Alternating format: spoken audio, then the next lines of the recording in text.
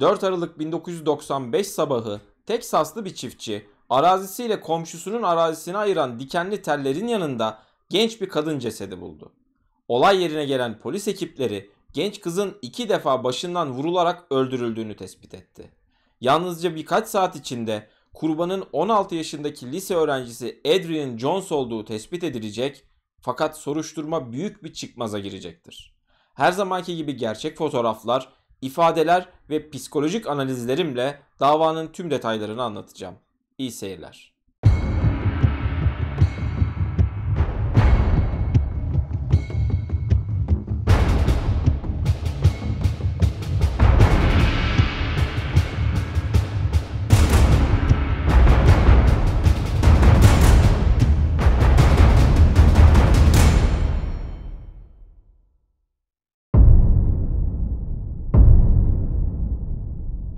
4 Aralık 1995 sabahı olay yerine gelen polis ekipleri hemen kanıt toplamaya başlıyor. Elbette ilk hedefleri kurbanın kimliğini tespit etmek, fakat olay yerinde kimlik ya da ehliyet gibi herhangi bir kanıt yok. En dikkat çeken kanıtsa cesedin hemen yanında bulunan 9 milimetrelik 2 mermi kovanı. Kurban bu mermilerle 2 defa alnından vurulmuş. Ayrıca dikenli tellerin üzerinde bulunan sarı saçlar da kurbanın kaçmaya çalıştığını, fakat tellere takıldığını gösteriyor.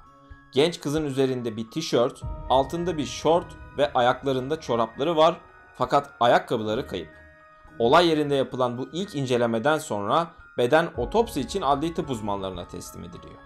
İlk inceleme sonucunda kimliği tespit edilemeyen kurbanın 16 yaşında genç bir kız olduğu, yüzünden 2 kez vurulduğu, kafasına küt bir cisimle 2 ağır darbe aldığı, saçlarının dikenli tellere takıldığı ve bir kısmının koptuğu tespit ediliyor. Tırnak altı doku örneklerinde ise toprak bulunuyor. Bunun anlamı genç kız tellere takılıp yere düştüğünde hala canlıymış ve elleriyle acısını dindirmek için toprağa sıkmış. Tabi adli tıpta otopsi yaparken işlenen suçun doğası, olay yerinin durumu gibi değişkenlere göre zihnimizde bir fikir oluşmaya başlar ve bu verilere göre farklı incelemeler yapabiliriz. Örneğin bu vaka ilk bakışta klasik bir cinsel saldırı cinayetine benziyor. Fakat yapılan incelemelerde böyle bir saldırı izi yok. Ölüm saati ise otopsi raporunda 3 Aralık 1995 gece saat 1 olarak belirtiliyor. Aslında adli tıp cesetleri dinleme bilimidir. Böyle çok erken bulunan cesetlerin de anlatacağı çok şey olur. Bu gibi vakalarda henüz çürüme başlamadığı ve tüm dokular bütünlüğünü koruduğu için çok fazla detay elde ederiz. Mermilerin giriş açısı ve kafatasında açılan yaraların karakteristiğini inceleyen adli tıp uzmanları, katilin kurbanın hemen başucunda ayakta durarak ateş ettiğini tespit ediyor. Cesedin kime ait olduğunu tespit etmek için veri tabanında bir arama yapan dedektifler de aynı gün 4 Aralık 1995 günü öğle saatlerinde hakkında kayıp ihbarında bulunulan 16 yaşındaki lise öğrencisi Adrian Jones'u görüyor. Akşam saatlerinde morga getirilen Adrian'ın babası ne yazık ki bulunan cesedin kızına ait olduğunu doğruluyor. Peki bu kız ne zaman, nerede, nasıl kayboldu? Kim tarafından, neden ve nasıl öldürüldü? Dedektifler bu soruları cevaplamak için aileyi ve kurbanı çok iyi şekilde tanımaları, nasıl bir hayat sürdüklerini, nasıl insanlar olduklarını öğrenmeleri gerektiğini biliyor. Gelin biz de tıpkı dedektiflerin yaptığı gibi Jones ailesini ve kurban Adrian'ı daha yakından tanıyalım. 16 yaşındaki Adrian, arkadaşlarının söylediğine göre çok güzel ve bakımlı bir genç kız. Derslerinde son derece başarılı ve liseden mezun olduktan sonra davranış bilimleri alanında lisans yapmak istiyor. Ayrıca okul takımında da futbol oynuyor. Spora olan tutkusu o kadar büyük ki talihsiz bir şekilde dizinden sakatlanıp futbolu bırakmak zorunda kalınca okulun koşu takımına giriyor ve spor hayatına koşuda devam ediyor. Dersler ve spordan geri kalan vakitlerinde de bölgedeki bir tavuk restoranında yarı zamanlı olarak çalışıyor. Kısacası Adrian hayata dört koldan sarılmış, çalışkan ve başarılı bir genç kız. Yine arkadaşlarının dediğine göre Adrian erkeklere karşı da oldukça ilgili ve flörtleşmeyi seviyor. Biraz da Adrian'ın ebeveynlerinden bahsedelim. Anne Linda kızıyla daha yakın ve samimi, fakat baba Bill Jones son derece koruyucu ve belki biraz da kısıtlayıcı bir baba. Adrian'ın 2 de erkek kardeşi var fakat babasının bu tutucu tavrı daha çok genç kızın üzerine yoğunlaşmış durumda. Adrian'ın akşam 10'dan sonra telefonla konuşması, 9'dan sonra da dışarıda olması kesinlikle yasak. Ayrıca arkadaşlarıyla bir sinemaya giderse kanıt olarak sinema biletini babasına göstermek, bir arkadaşının evine gittiğinde ise gittiği evin telefonundan babasını aramak zorunda.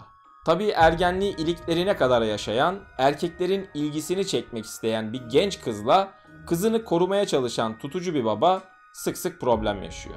Adrian'ın geceleri gizli gizli evden çıktığı fark edilince de babası odasının camını çivilerle kapatıyor. Tahmin edersiniz ki bu garip önlemde Adrian'ın firarlarına engel olamıyor. Genç kız arkadaşlarıyla buluşmak için kapıdan bacadan bir şekilde kaçmaya devam ediyor. Bunlar yaşanırken anne Linda da kızıyla eşi arasında tadımız kaçmasın Ali Rıza Bey modunda iki tarafı da idare etmeye çalışıyor. Annesinin söylediğine göre geceleri gizlice evden çıkıp arkadaşlarıyla zaman geçirse de Adrian mutlaka sabah olmadan eve dönüyormuş. Elbette bunlar çok hassas konular ve eminim herkesin kendi görüşleri, kendi doğruları vardır. Ben kimseyi yargılamadan yalnızca olayın detaylarını anlatmaya çalışıyorum. Gelelim Adrian'ın gizemli kayboluşuna. 3 Aralık 1995 gecesi akşam saat 22.30 sularında Adrian odasındaki telefonla erkek arkadaşıyla konuşuyor. Normalde saat 10'dan sonra telefonla konuşması yasak olsa da annesi Linda kocasının kızı üzerinde kurduğu baskıyı biraz olsun azaltmak için bu tarz şeylere göz yumuyor.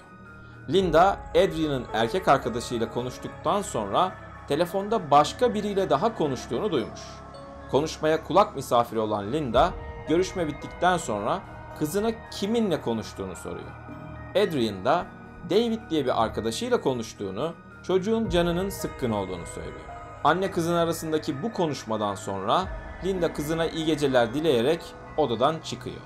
Bilmediği şey ise bunun kızıyla son konuşması olduğu. Ertesi sabah saat 7 sularında Adrian'ın erkek kardeşlerinden biri annesini uyandırıp ablasının evde olmadığını söylüyor. Linda'nın ilk aklına gelen kızının koşmaya çıktığı.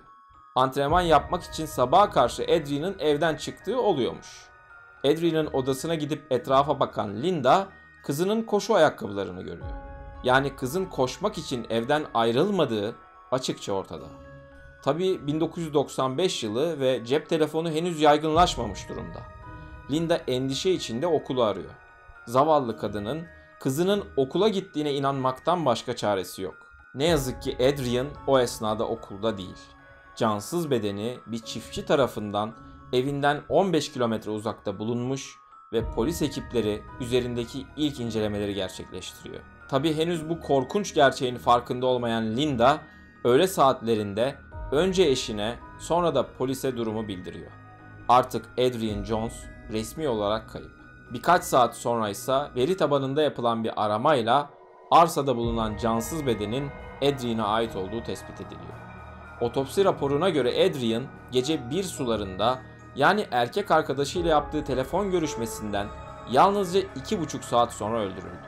Dedektifler bu 2,5 saat içinde neler yaşandığını anlatmaya çalışırken doğal olarak dikkatler genç kızın erkek arkadaşına çevriliyor. Fakat çocuğun da tıpkı aile üyeleri gibi masum olduğu kısa süre içinde kanıtlanıyor. Dedektiflerle işbirliği yapan çocuk cinayetin işlendiği gece Adrian'la konuştuğunu fakat cinayetle hiçbir ilgisi olmadığını söylüyor. O geceye dair tek görgü tanığı da yine Adrian'ın erkek kardeşlerinden biri. Küçük çocuk o gece evlerinin önüne bir aracın yaklaştığını söylüyor.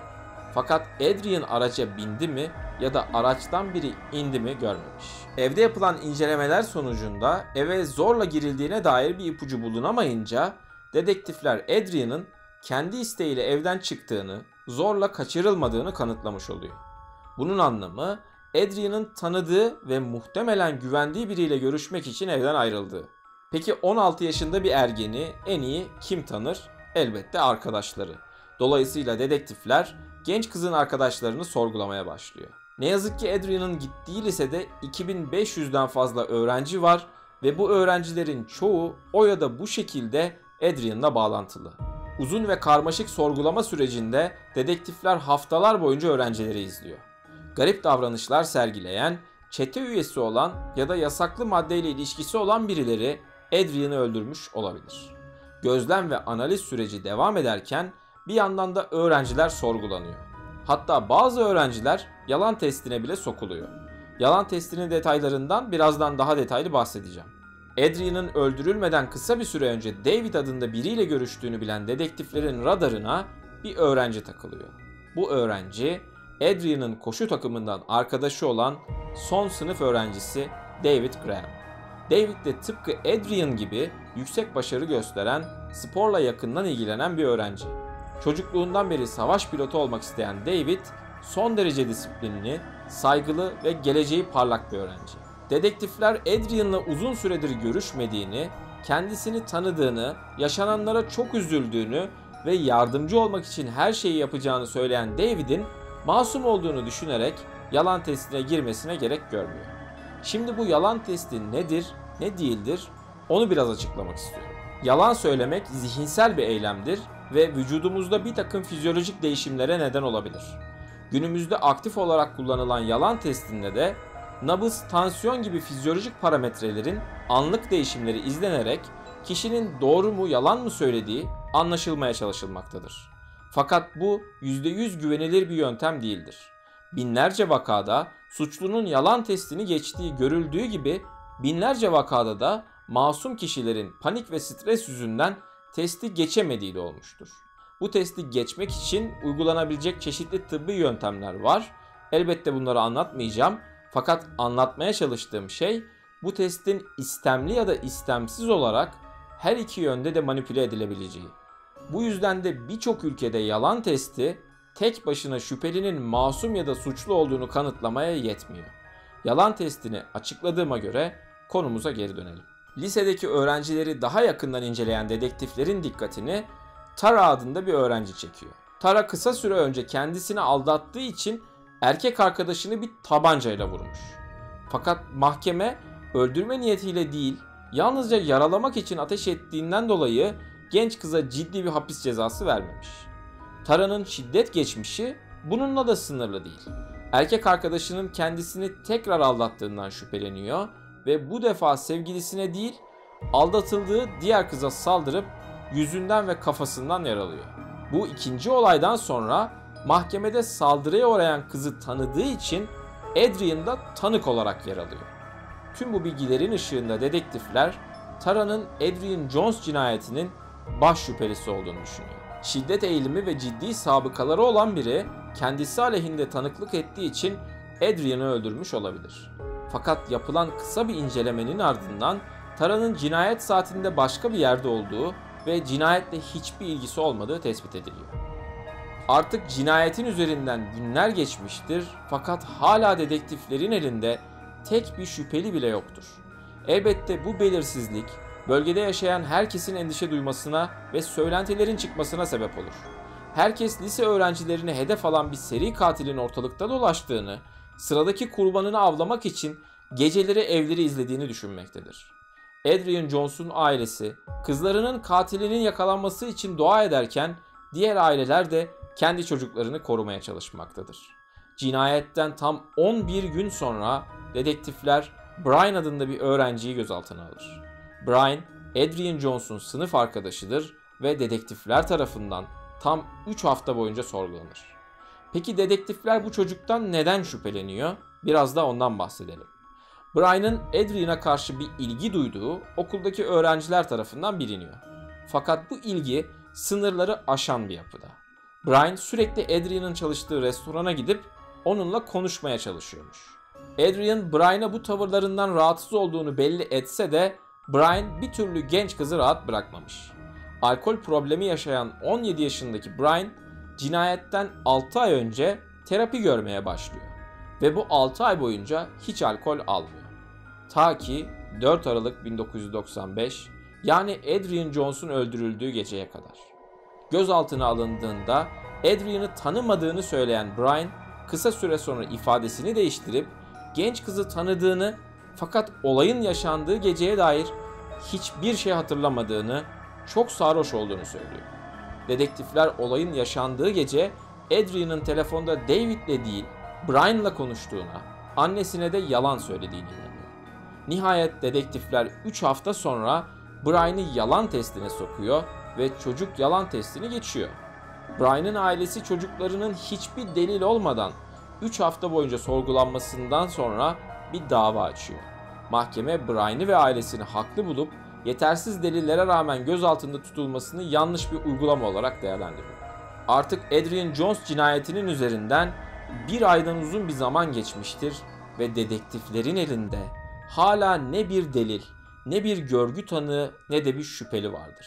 4 Aralık 1995 gecesi yaşananların üzerindeki sis perdesi kalkmadan önce çok uzun zaman geçecektir.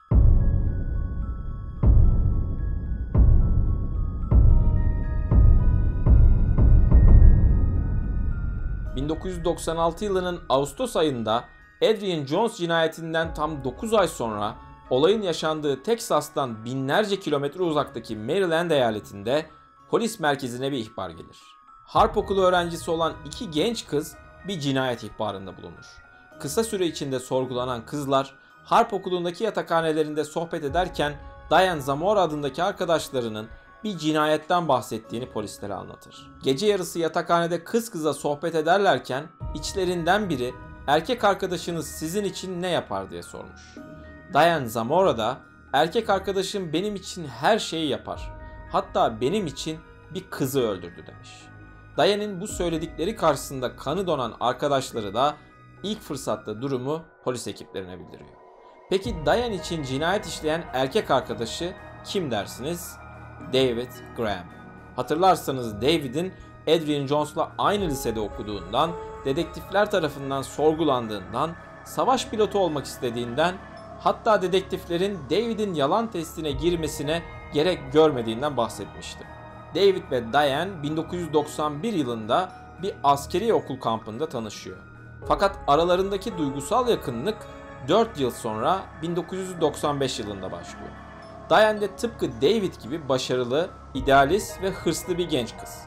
Çocukluk hayali astronot olmak ve hayalini gerçekleştirmek için sabahlara kadar ders çalışıyor. Son derece dindar bir ailede büyüyen Diane de tıpkı ailesi gibi dinine bağlı biri ve bekaret onun kırmızı çizgisi. Daha önce birkaç erkek arkadaşı olmuş fakat cinsel ilişkiye girmeyi reddettiği için bu ilişkileri sonlandırmış. Evlenmeden önce kimseyle birlikte olmak istemeyen Diane, 1995 yılında kendisi gibi harp okuluna gitmek isteyen David'le romantik bir ilişki yaşamaya başlıyor. David, Diane'in prensiplerine saygı gösteriyor ve ikili yalnızca bir ay sonra nişanlanıyor. Planlarına göre 5 yıl sonra harp okulundan mezun olunca evlenecekler. Bir süre sonra da Diane, bekaret hakkındaki görüşlerine rağmen David'le cinsel ilişkiye giriyor. Diane'e göre bu gelişmeyle birlikte ikilinin kaderleri mühürleniyor. Artık ikisi için de birbirlerinin olmadığı bir gelecek söz konusu bile olamaz. 1 Aralık 1995 gecesi, yani Adrian Jones cinayetinden yalnızca 2 gün önce David Graham, kız arkadaşı Diane Zamora'ya bir itirafta bulunuyor.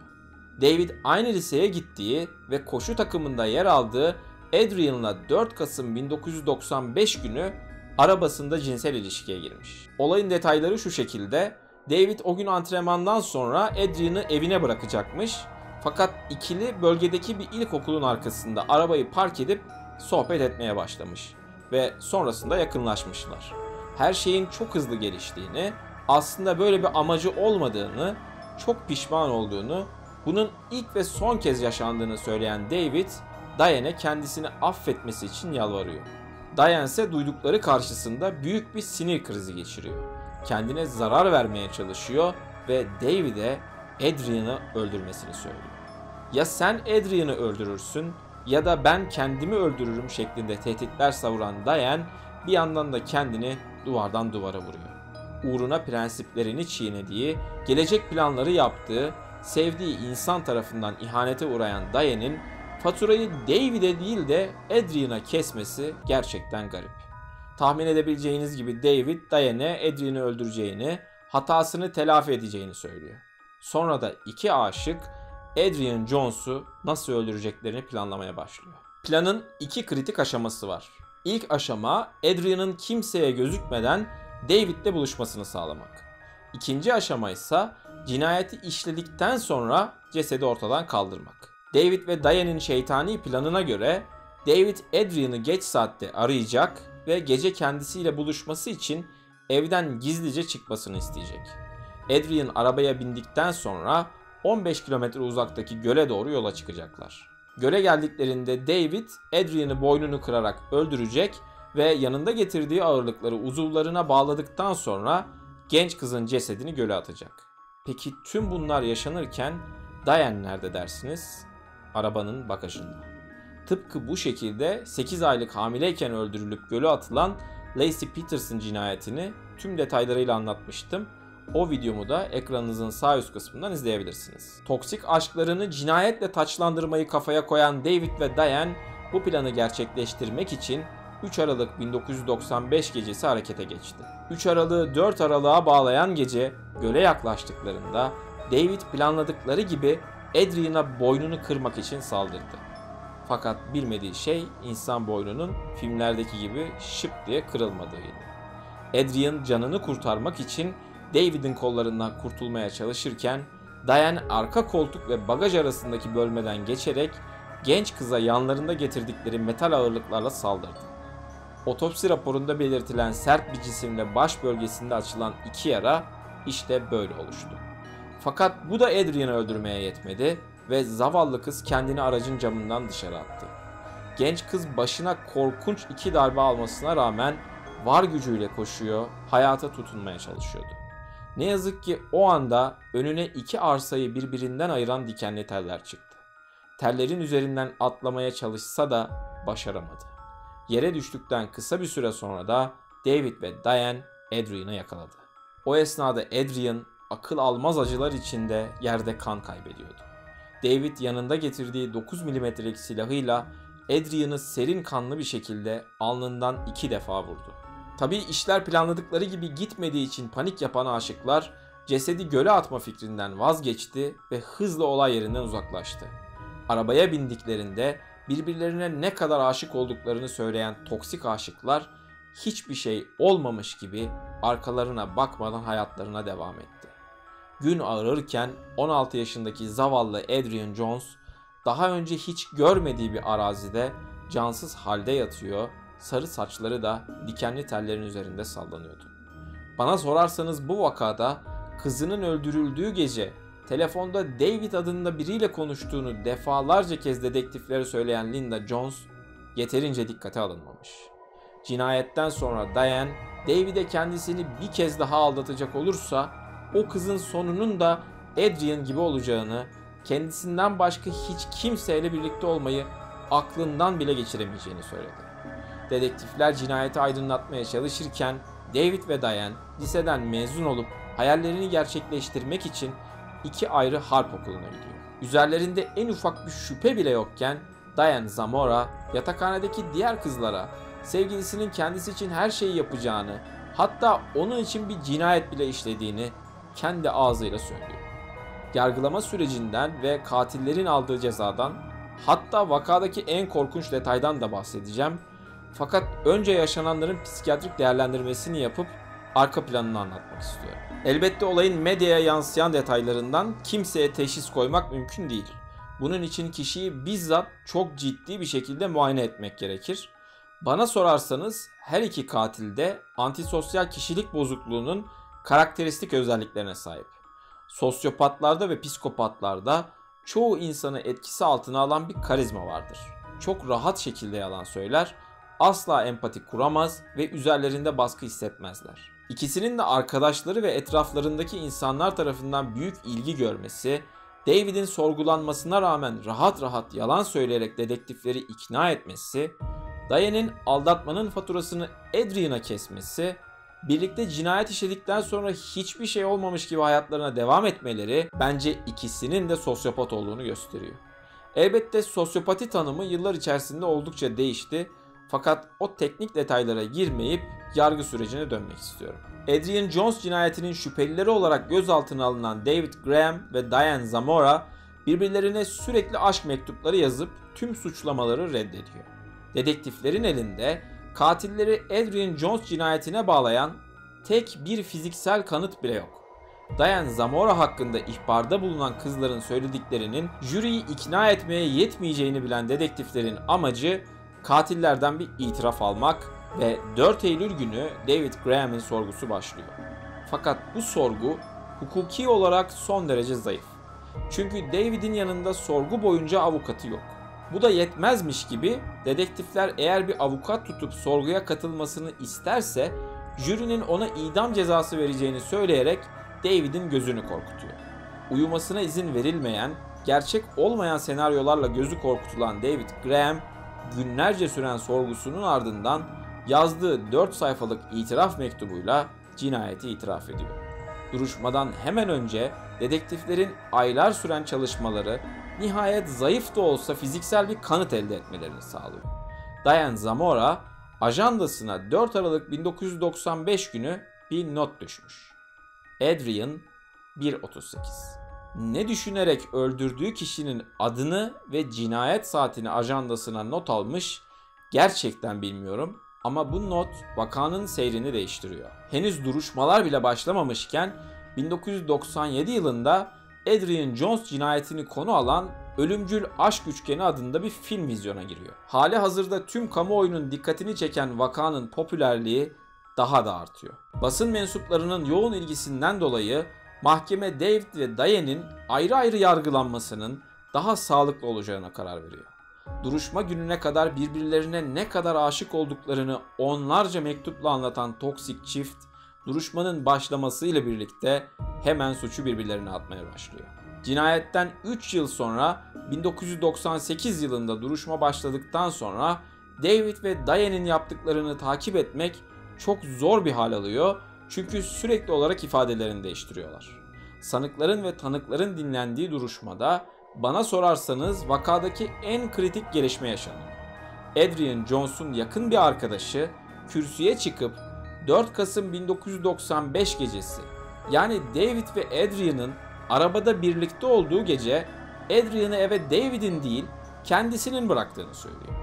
Yani bu cinayetin fitilini ateşleyen aldatma olayı aslında hiç yaşanmamış. David neden böyle bir yalan söyledi, neden bu yalanını devam ettirdi hiç kimse bilmiyor. Zavallı Adrian'ı öldürmesi yetmemiş gibi bir de iftira atmış. Böyle bir yalan söylemese ya da yalanını itiraf etse Adrian Jones bugün 44 yaşında bir kadın olabilirdi. David ve Diane'in idam cezası almasına kesin gözüyle bakılırken canice katlettikleri Adrian'ın annesi Linda Jones jüriden kızının katillerine idam cezası vermemelerini rica etti. Onlar Adrian'ı elleriyle öldürdüler. Kızım artık bir kutu külden ibaret. Ondan geriye yalnızca külleri kaldı. Ben kızımı kaybettim ve çocukları buna sebep olmuş olsa bile hiç kimsenin aynı acıları yaşamasını istemiyorum diyen Linda'nın isteği mahkeme tarafından kabul edildi. Defalarca kez değişen ifadelerin sonunda her iki katil de suçlarını itiraf etti. Cinayet silahı olan 9 milimetrelik tabanca ve ağırlıklar Graham ailesinin evinde tavan arasında bulundu. David, Diane'e olan nihai adanmışlığını göstermek için Adrian'ı öldürdüğünü serin kanlılıkla dile getirirken Diane de aşklarına kimsenin gölge düşüremeyeceğini söyledi.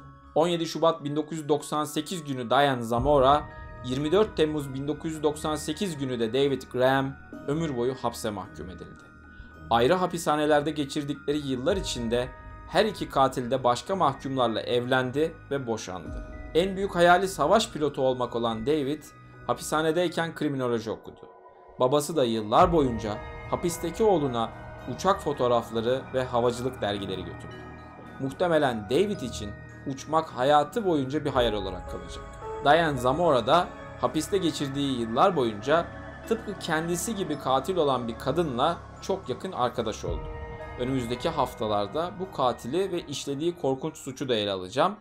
Bu tarz videolardan hoşlanıyorsanız kanalıma abone olabilir, sonraki videolardan haberdar olmak için de bildirimleri açabilirsiniz. Bir sonraki videoda görüşmek üzere, hoşça kalın.